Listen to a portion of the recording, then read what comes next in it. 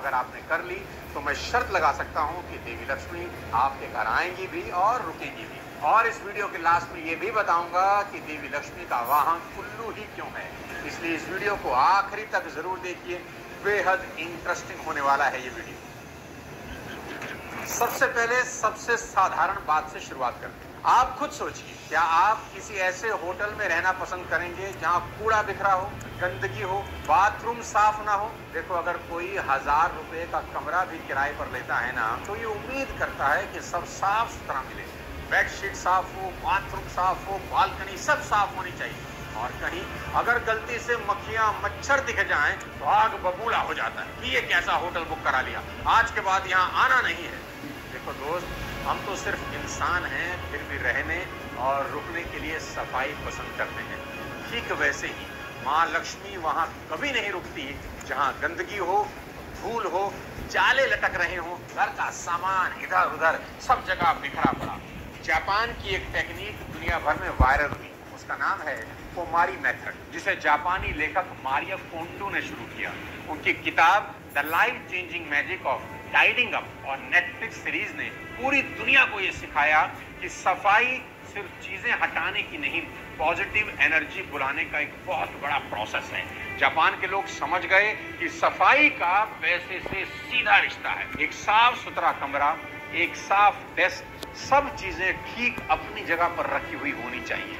ये बात बड़ी छोटी है, लेकिन यही इनविटेशन कार्ड है महालक्ष्मी के लिए। और इतिहास भी यही कहता है, हर सफल इंसान अपने आसपास के सिस्टम और जगह को मेंटेन रखता है। धीरू भाई अंबानी से लेकर एपीजे अब्दुल कलाम तक उनका वर्क स्पेस हमेशा साफ और ऑर्गेनाइज रहता था, क्योंकि उन्हें पता था कि बाहर की सफाई ही अंदर के फोकस को जगाती है।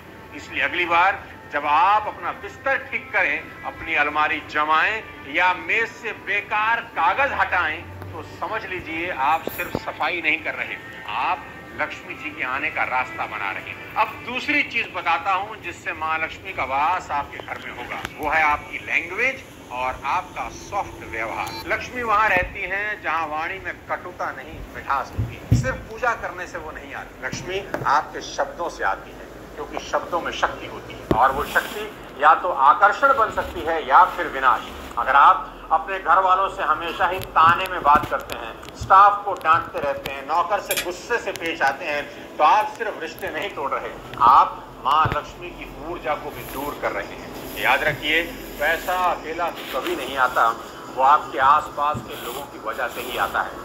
और लोगों से रिश्ता बनता है आपकी लैंग्वेज और आपके व्यवहार से। आपने अक्सर देखा होगा कि कोई दुकानदार बहुत तेज बोलता है, रूखा होता है, भले उसका सामान अच्छा भी क्यों ना हो, फिर भी ग्राहक नहीं आता। दूसरी ओर एक चाय वाला भी अगर मुस्कुराकर बोले, भाई साहब बैठिए, तो मन करता है रोज वहीं जाकर चाय पी जाए। यही फर्क है शुभ वाणी और नम्र व्यवहार का। स्टीव जॉब्स, नारायण मूर्ति, रतन टाटा, ये लोग करोड़ों अरबों के मालिक हैं, लेकिन जब बोलते हैं तो आवाज में अहंकार नहीं, सम्मान और शांति होती है। आपको लगता होगा कि पैसा तो दिमाग से आता है, पैसा जरूर दिमाग से आता है दोस्त, लेकिन रुकता उन संबंधों के कारण है जो दिल से बनते हैं, और बिना संबंधों के पैसा कभी टिकता ही नहीं। नम्रता वो गुण है जो आपके लिए हर दरवाजा खुलवाता है, चाहे वो इन्वेस्टर का हो, चाहे भगवान का। और ध्यान रखिए, जो दूसरों को छोटा समझता है, समय उसे छोटा बना देता है। गाली देने वाला अमीर हो सकता है पर सुखी कभी नहीं होता, क्योंकि जहां कटुता है वहां कलह होती है, और जहां कलह होती है वहां लक्ष्मी एक पल के लिए भी नहीं रुकती। तो अगर आप चाहते हैं कि धन सिर्फ आपके बैंक अकाउंट तक सीमित ना रहे, बल्कि आपके जीवन में आनंद, संबंध और सम्मान भी लाए, तो सबसे पहले अपनी लैंग्वेज और व्यवहार में मिठास लानी होगी। देखो, पैसा वही आता है जहां तीन चीजें इकट्ठी हों, आपकी आदतें, आपकी सोच और आपके संस्कार। कई लोग सुबह पूजा करते हैं, दिया जलाते हैं, माला फेरते हैं, पर जैसे ही दिन शुरू होता है उनको अपनी लैंग्वेज पर कंट्रोल नहीं होता। माँ की, बहन की, सब उल्टी सीधी गालियां चालू हो जाती हैं। याद रखना, देवी लक्ष्मी को आपका जलाया दिया ही नहीं खींचता, उसे खींचती है आपकी भाषा, आपका व्यवहार। एक बार एक रिपोर्टर ने रतन टाटा से पूछा, सर आपके पास इतना पैसा है, इतना स्टेटस है, लेकिन आप इतने शांत, इतने सिंपल क्यों हैं? रतन टाटा मुस्कुराए और बोले, स्टेटस मेरे कपड़ों या गाड़ियों से नहीं, मेरे व्यवहार से आता है। पैसा आए या जाए, इंसानियत नहीं जानी चाहिए। इतना बड़ा इंसान फिर भी एक छोटे कर्मचारी को भी सर कहकर बुलाता है। यही है वो नम्रता जहां लक्ष्मी सिर्फ आती नहीं, पीढ़ियों तक रहती है। माँ लक्ष्मी क्यों रूठ जाती हैं, इसका तीसरा और बड़ा इंपॉर्टेंट कारण आपको बताता हूं। वो है कृतज्ञता, यानी ग्रेटिट्यूड की भावना का ना होना। इसे ऐसा समझें कि जिसके पास जो है, अगर वो उसी के लिए थैंकफुल नहीं है ना, तो नई अपॉर्चुनिटी उसको कभी नहीं मिलती। और ये कोई स्पिरिचुअल ज्ञान नहीं है, ये एक यूनिवर्सल लॉ है। देखो, जो व्यक्ति कृतज्ञ होता है ना, ग्रेटिट्यूड वाला होता है, वही समृद्धि दिखती है। जरा सोचिए, अगर कोई आपके हर छोटे एफर्ट पर आपको अप्रिशिएट करे, थैंक यू बोले, मुस्कुराए, तो अगली बार आप उसके लिए कुछ भी करने के लिए तैयार हो जाते हो। तो प्रकृति का भी यही नियम है। जब आप अपनी सैलरी, अपने काम, अपने शरीर, अपने घर, अपने माता पिता और अपनी छोटी छोटी अचीवमेंट के लिए यूनिवर्स को थैंक यू बोलते हो ना, तो पूरी कायनात आपके लिए और देने को तैयार हो जाती है। ग्रेटिट्यूड एक मैग्नेट है, ये सभी तरह के सुख और संपन्नता को अपनी तरफ खींचता है। और दूसरी तरफ जो व्यक्ति हर तरफ शिकायत करता है, मुझे कम मिलता है, मैं तो बहुत अनलकी हूं, उसको क्यों ज्यादा मिला है, हमेशा ही रोता रहता है, वो खुद अपनी एनर्जी ब्लॉक कर रहा है। उसके ये नेगेटिव शब्द माँ लक्ष्मी को उससे दूर कर रहे हैं। कुदरत भी सोचती है, इसे कुछ भी दे दो, साला रोता ही रहता है, इसको छोड़ो और उस इंसान की सुनो जो कहता है थैंक यू गॉड, मेरी नौकरी है, थैंक यू गॉड, मेरे पास 2 वक्त की रोटी है, शुक्र है मेरे माँ बाप मेरे साथ हैं। ऐसे पॉजिटिव इंसान के पास वो वाइब्रेशन बनती हैं जो देवी लक्ष्मी को अपनी तरफ खींचती है। स्टीव हार्वे ने एक बार कहा था, अगर आप उस चीज के लिए आभार नहीं जता सकते जो आपके पास है, तो आप उस चीज के लायक नहीं हैं जो आप चाहते हैं। आपके पास भले ही आज 10,000 रुपए की तनख्वाह हो, लेकिन अगर आप उसके लिए थैंकफुल हैं, तो वही 10,000 रुपए आगे चलकर 1 लाख रुपए बन जाएंगे।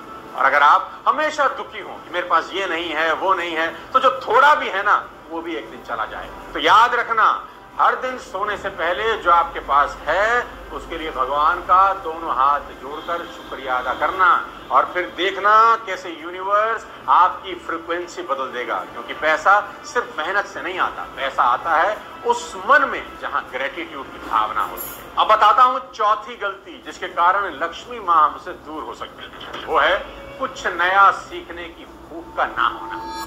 देखो दोस्त, कुछ नया काम करने की आदत ही इंसानों को पशु पक्षियों से अलग करती है। अगर आप ध्यान दें, कोई पशु पक्षी नया काम कभी करता ही नहीं। तोते को अगर आप देखें, हमेशा रटी रटाई बातें ही रिपीट करता है। कुत्ता आज तक पेड़ पर चढ़ना नहीं सीखा।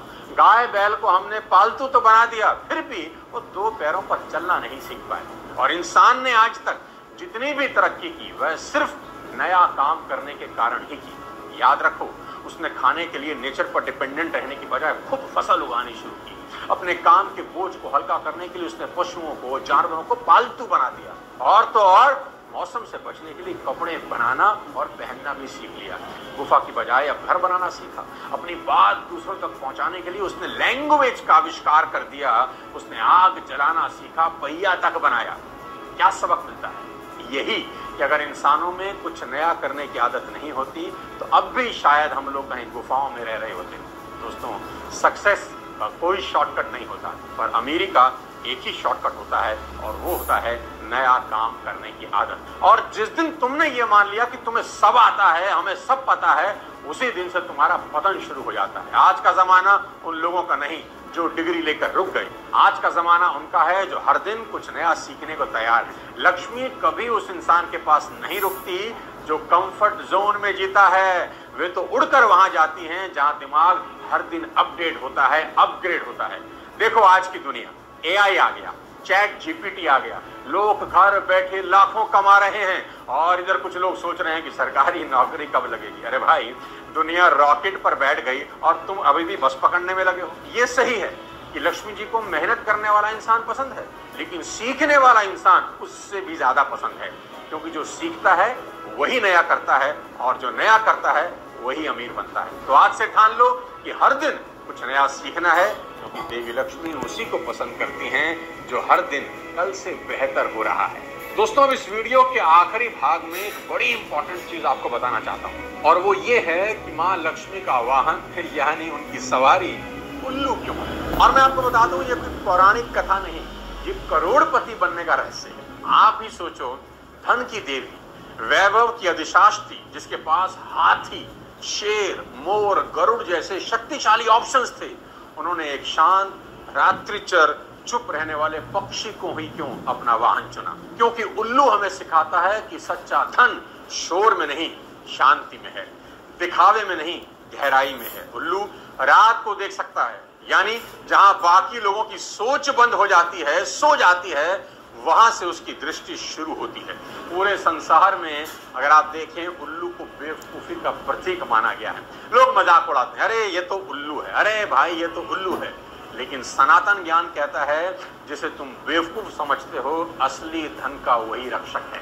उल्लू एक ऐसा पक्षी है जो अंधेरे में भी साफ देखता है। मतलब जब पूरी दुनिया कंफ्यूजन में हो, उसे दिखाई ना दे, उल्लू क्लैरिटी से देख सकता है। और यही योग्यता चाहिए एक अमीर इंसान को। और उल्लू एकाग्र होता है, फोकस होता है, ज्यादा नहीं बोलता, हर कदम सोच समझ कर रखता है। और यही आदत होनी चाहिए एक धनवान व्यक्ति की। और जो इंसान बिना सोचे इन्वेस्ट करे, बिना गिने खर्च करे, बिना किसी रणनीति के आगे बढ़े, उसकी जेब हमेशा खाली रहती है, लक्ष्मी मां दूर चली जाती है। लेकिन जो उल्लू की तरह मौन, संयमित और गहरे विजन वाला होता है, उसी को लक्ष्मी मां अपना साथी बनाती है। जब भी आप मां लक्ष्मी की मूर्ति देखें तो सिर्फ दीप जलाकर मत बैठिए, सोचिए कि आप दिखावे की जगह समझदारी चुन सकते हो। क्या आप उस वक्त जाग सकते हो जब दुनिया सो रही है? अगर हाँ, तो लक्ष्मी सिर्फ आएगी नहीं, आपके जीवन में वंशों तक रुकेगी। तो अगली बार जब आपको कोई बोले तो उल्लू मत बन,